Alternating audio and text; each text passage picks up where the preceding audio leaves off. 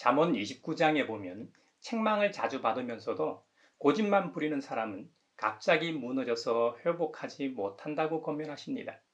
책망은 허물이나 잘못한 것에 대하여 꾸짖거나 나무라는 것을 말하죠. 학생이 뭔가 잘못했을 때는 선생님의 책망이 있을까 불안하게 되죠. 또는 술자리에서 자주 실수를 한다고 생각해 보십시오. 같이 술을 마시는 친구들이나 어른들에게서 책망을 받을 수 있죠. 말이나 행동이 조심성이 없을 경우 스스로 자신의 경솔함을 후회하고 책망하기도 합니다.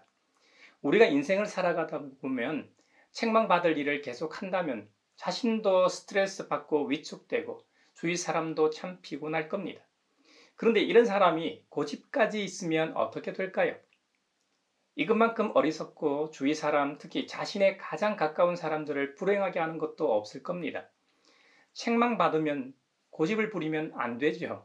이건 상식적인 일입니다. 이와 같이 상식적인 경우들을 잠언 29장에서 교훈을 주고 계십니다. 의인이 많으면 백성이 기뻐하지만 악인이 권세를 잡으면 백성이 탄식한다는 것이죠. 지금 우리나라는 어떻습니까? 지혜를 사랑하는 아들은 아버지를 기쁘게 하지만 창녀에게 드나드는 아들은 재산을 다 탕진합니다. 공의로 다스리는 왕은 나라를 튼튼하게 하지만 뇌물을 좋아하는 왕은 나라를 망하게 합니다. 이건 역사를 통해 그 결과가 나와 있습니다. 또 이웃에게 아첨하는 사람은 그의 발 앞에 그물을 치는 사람과도 같다고 했습니다. 거만한 사람은 성읍을 시끄럽게 하지만 지혜로운 사람은 분노를 가라앉힌다고 했습니다. 남을 피 흘리게 하기를 좋아하는 사람은 흠없는 사람을 미워하지만 정직한 사람은 흠없는 사람의 생명을 보살펴 준다고 했습니다. 미련한 사람은 화를 있는 대로 다 내지만 지혜로운 사람은 화가 나도 참는다고 했습니다. 여러분 어떻습니까? 여러분은 지혜로운 쪽입니까? 아니면 어리석은 쪽입니까? 의인, 악인은 아니더라도 남을 이롭게 합니까? 남을 이롭게 하는 정도는 아니더라도 남에게 해를 가하지는 않는 분입니까? 아니면 남을 해롭게 하는 쪽입니까? 어쩌면 우리가 잠언 29장에서 말씀하고 있는 상식적인 일들을 잘 알면서도 살아가는 일이 녹록치 않아 잊은 채 아니면 무시하고 보고도 못 본 채 하고 살아가고 있는지도 모르겠습니다. 마치 하나님께서 태초에 천지를 창조하실 때 땅이 혼돈하고 공허하며 흑암이 깊음 위에 있을 때처럼 말입니다. 우리가 인생을 살아간다는 것이 혼돈 가운데 있지 않습니까? 태어나는 순간부터 자아가 형성되는 과정을 보면 모든 것이 혼란스럽고 복잡합니다. 때론 뭔가 이루었다고 생각할 때쯤 공허함이 찾아오기도 합니다. 때론 내 주위에 그렇게 많은 사람이 있고 꽤 괜찮은 환경 속에서 살고 있다고 생각했는데 어느 순간에는 너무 깊은 어둠 가운데 있는 외로움을 느낄 때도 있지요. 여러분, 그 모든 혼돈을 질서로 바꾸시는 분이 바로 우리 하나님이십니다. 어둠이 아무리 강하다고 해도 작은 빛 하나만 있어도 어둠은 물러가게 됩니다. 모두가 활동하는 낮이 저물고 밤이 찾아오면 인간만이 불빛을 밝히고 활동하죠. 물론 야행성 동물들이 활동하긴 하지만 자연 질서를 벗어나지 않는 한도 내에서의 활동이죠. 그러나 인간의 활동은 좀 다르죠. 자연의 질서를 거슬러 하는 것들이 상당히 많죠. 인간의 활동도 밤이 깊어가면 인공적인 불빛도 하나 둘 사라집니다. 그리고 새벽이 가까울수록 고요하다 못해 적막하기까지 합니다. 금음달에는 정말 칠흑같이 어두운 밤을 만나기도 합니다. 하지만 그런 어둠도 아침 해가 떠오르면 물러가게 됩니다. 창세기 1장에 보면 하나님께서 빛이 생겨라고 말씀하시자 없던 빛이 곧 생겨났습니다. 이것이 세상의 시작이죠. 성경에서 말씀하는 천지창조 첫째 날의 일입니다. 물론 창세기에서의 첫째 날은 지금 우리가 하루 이틀 해가 지고 달이 뜨고 다시 달이 지고 해가 뜨는 하루 24시간 7일을 한 주간으로 정하고 30일을 한 달, 그리고 1년을 365일 이런 개념이 아닙니다. 왜냐하면 우리가 과학적으로 관측하여 정하고 있는 해와 달은 아직 창조되기 전이기 때문이죠. 아직 첫째 날입니다. 해와 달은 창조 시간으로 4일째 만들어지기 때문입니다. 분명한 것은 지금의 하루 개념과는 다르다는 겁니다. 천지 창조에 있어 첫째 날부터 6일간 창조하시고 제7일에는 안식하셨다는 의미는 창조의 질서와 안식이 중요함을 강조합니다. 우리 하나님은 빛이십니다. 안식, 쉼은 자연 질서에 있어 매우 중요합니다.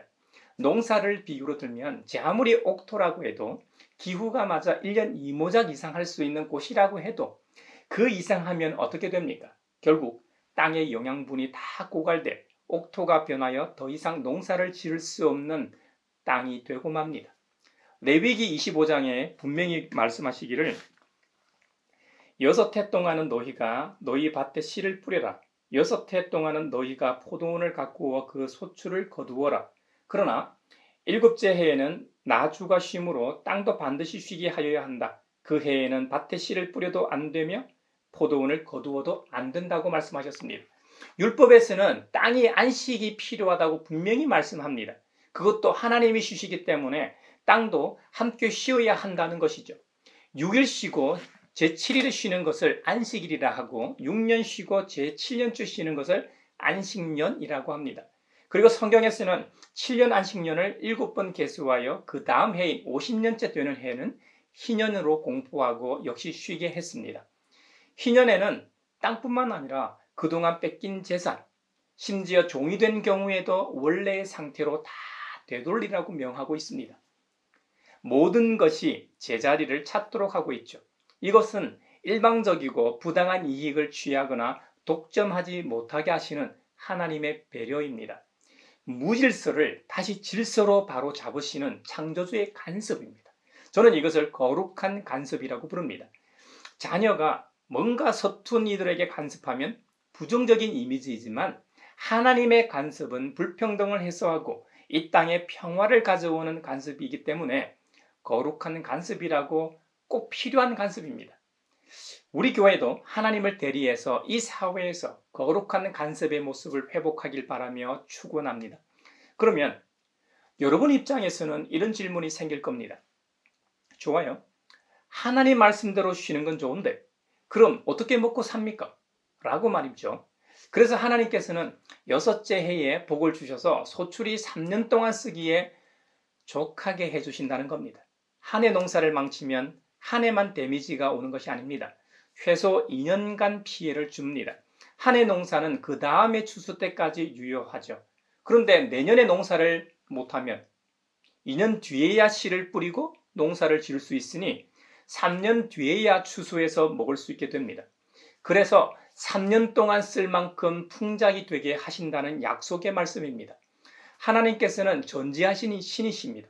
누가 하나님 말씀대로 안식년을 거룩하게 지킬지 안 지킬지를 아십니다. 그러니 우리 스스로 우리의 양심을 속인다고 해도 하나님은 절대로 속일 수가 없는 것이죠. 믿는 사람들 중에도 누구는 풍성한 소출을 누구는 평작을 하기도 하죠. 일반적으로 부자로 사느냐 가난하게 사느냐의 문제를 말하고 있는 것이 아닙니다. 땅의 안식, 피조세계의 쉼을 말하고 있습니다. 우리는 청지기로서 창조주 하나님으로부터 피조세계를 잘 돌보라고 위임받은 존재이기 때문에 법도와 규례를 정하시고 지키게 하셨던 이유입니다. 만약 우리가 안식년 규례를 어기면 이것은 어떤 것과 같으냐면 요즘 외국인 근로자들의 노동 착취가 이 사회의 문제가 되고 있지 않습니까?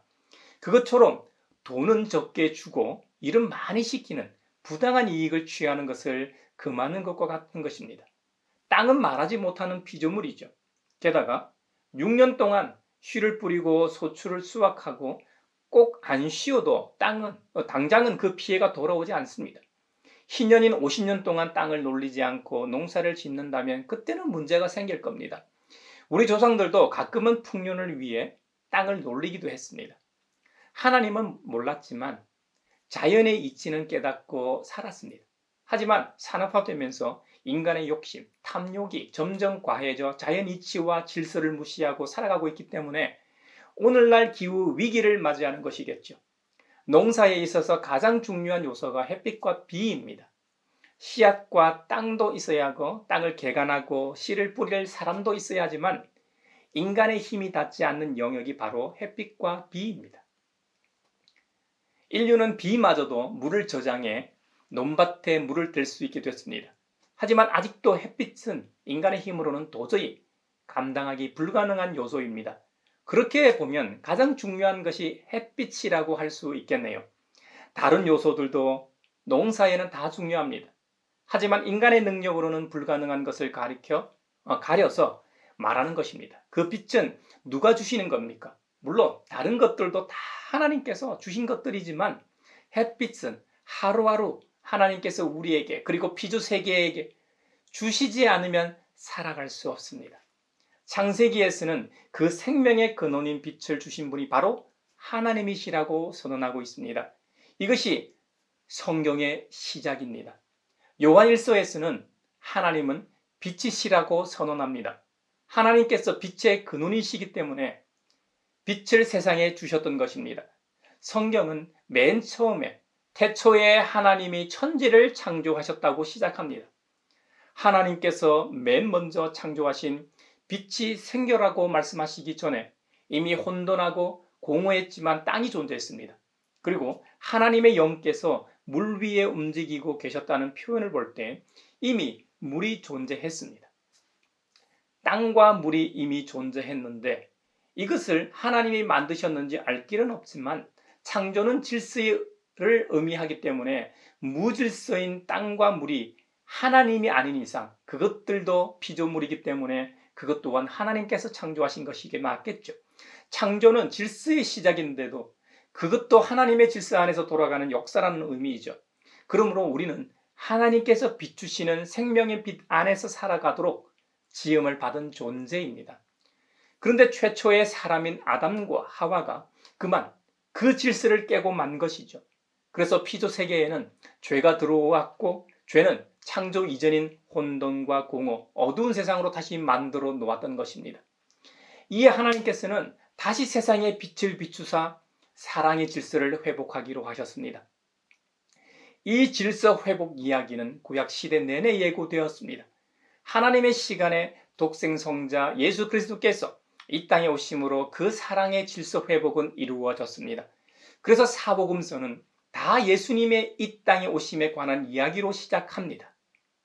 오늘 본문인 마가복음 1장 역시 하나님의 아들 예수 그리스도의 복음의 시작은 이러하다라고 시작하는 것입니다. 오실 메시아에 대해 가장 많은 예언을 한 이사야의 글을 인용합니다. 주님의 심부름꾼이 예수님보다 먼저 와서 주님의 길을 닦을 거라는 내용입니다. 그는 광야에서 외치는 자의 소리로서 주님의 길을 예비하고 주님의 길을 곱게 하는 역할을 한다는 것이죠. 그가 바로 예수님 이전에 세례를 주는 것으로 유명했던 세례자 요한입니다. 세례자 요한은 세례를 주면서 자기의 죄를 고백하라고 외쳤습니다. 자신의 죄를 고백하는 자에게만 세례를 베풀었습니다. 세례자 요한은 세례를 주면서 말이죠. 이렇게 말했습니다. 나보다 더 능력이 있는 이가 내 뒤에 오십니다. 나는 몸을 굽혀서 그의 신발끈을 풀 자격조차 없습니다. 나는 여러분에게 물로 세례를 주었지만 그는 여러분에게 성령으로 세례를 주실 것입니다. 하고 목놓아 외쳤습니다. 물세례가 아니라 성령 세례 말이죠. 때마침 그 무렵 예수님께서 갈릴리 나사렛으로부터 오셔서 요단강에서 요한에게 세례를 받으셨습니다. 그 장면은 여러분도 너무나도 잘 아는 대로 하늘이 갈라지고 성령이 비둘기같이 예수님에게 내려오셨습니다. 그리고 하늘로부터 너는 내 사랑하는 아들이다. 내가 너를 좋아한다는 소리가 났습니다.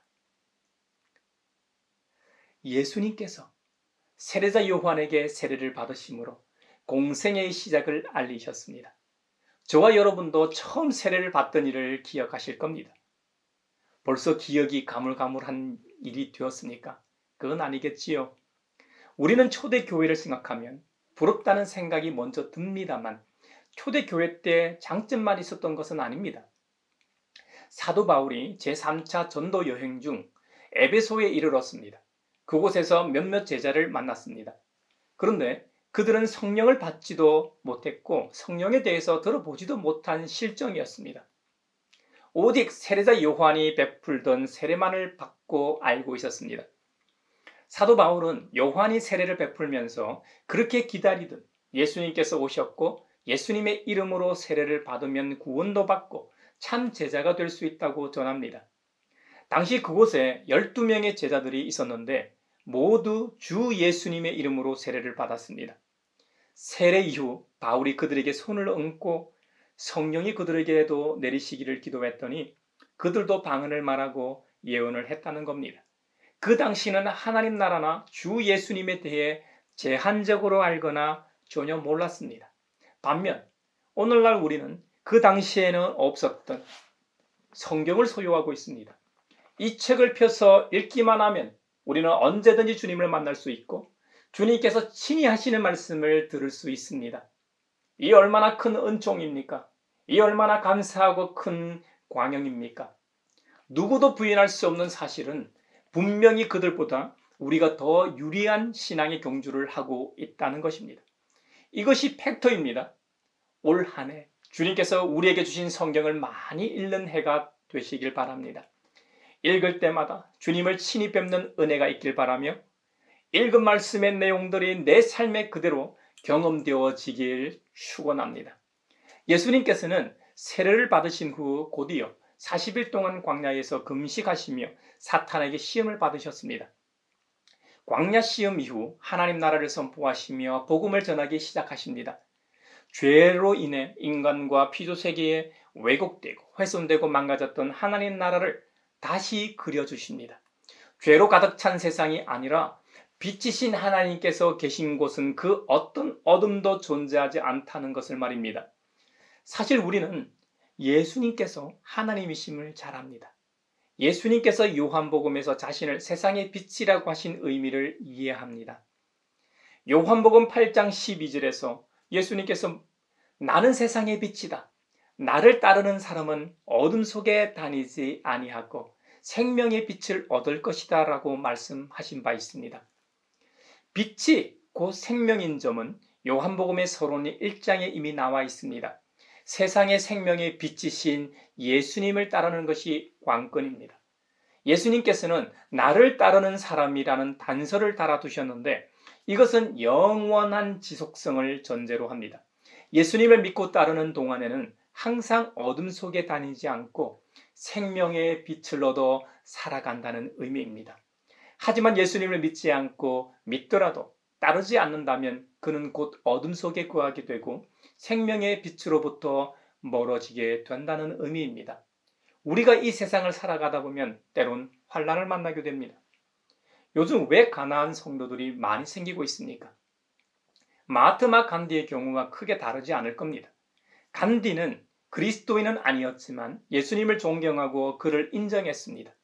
하지만 인도 전역에 있는 소위 예수님을 믿는다고 하는 그리스도인들을 보니 이건 아니라는 것이죠. 그래서 예수님은 존경하지만 그를 따르는 무리와 교회는 인정하지 못하겠다는 의미입니다. 왜요? 인도에 있는 그리스도인들이 예수님과 전혀 닮지 않았기 때문입니다. 요즘 우리 사회에서도 예수님은 좋다. 그러나 기독교는 싫다고 말하는 사람이 참 많습니다. 그래서 개독교라는 말이 나왔겠죠. 성경의 가르침과는 너무 다르게 살아가는 신자들. 세상 사람들은 그들을 통해 교회와 예수님을 보기 때문입니다. 유명한 철학자 키에르 케고르는 이런 말을 했다지요. 예수 그리스도는 물을 포도주로 바꾸었다. 그런데 교회는 더 엄청난 일을 했다. 예수님이 만드신 그 포도주를 다시 물로 바꾸었다. 복음의 본질을 잃어버린 교회를 책망하는 이 말은 우리가 깊이 되새겨야 하는 말입니다. 교회가 맹렬하게 비난받는 이 시대에 예수님은 우리에게 누구신가를 되묻고 그 물음에 정직하게 고백하는 우리가 될 수 있기를 바랍니다. 저항신학자 보네퍼는 어느 미친 운전자가 많은 교통사고를 일으키며 달리고 있습니다. 당신이 그 자리에 있었고 만일 크리스천이라면 부상자를 위해 기도만 해주겠습니까? 아니면 미친 운전자를 끌어내릴 것입니까? 하고 문제를 제기하며 히틀러의 암살 모의에 가담했다 처형되었습니다. 보네퍼는 불의 속에서 침묵하는 것은 곧 죄라고 생각했습니다. 잠시 안락한 삶을 위하여 파렴치한 일들에 대하여 눈을 감는 것은 인간으로서의 가치를 포기하는 것이라고 생각했던 것은 아닐까요? 생명의 빛이신 예수님을 따르는 길은 다양할 수 있습니다. 저마다 이유가 있고 입장 차이가 있습니다.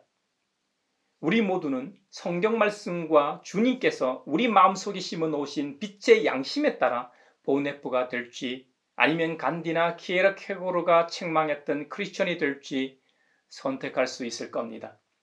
생명의 빛이신 주님께서 우리에게 2024년 한 해를 또 허락하셨습니다. 우리는 빛이신 주님이 없으면 죽습니다. 오직 빛이신 주님만 따라가는 우리 모두가 되길 바랍니다. 오늘부터 또 52주를 모여서 예배하게 됩니다. 우리는 한 주에 한 번 정도 신앙인으로 나와서 경건한 척 예배할 수도 있습니다. 아니면 지난 한 주간에 우리와 함께 하신 하나님의 놀라운 일들을 감사하며 감격하며 예배할 수도 있습니다. 우리의 예배가 어떤 모습으로 하나님께 드려질지에 대해서는 여러분 개인이 선택할 수 있고 그 선택이 모여 우리 공동체의 예배를 결정 지을 수도 있습니다. 사랑하는 형제자매 여러분, 우리의 예배가 초대교회와 같이 다비다나 고넬료처럼 하나님 앞에 상달되는 예배가 되길 간절히 바라며 축원합니다.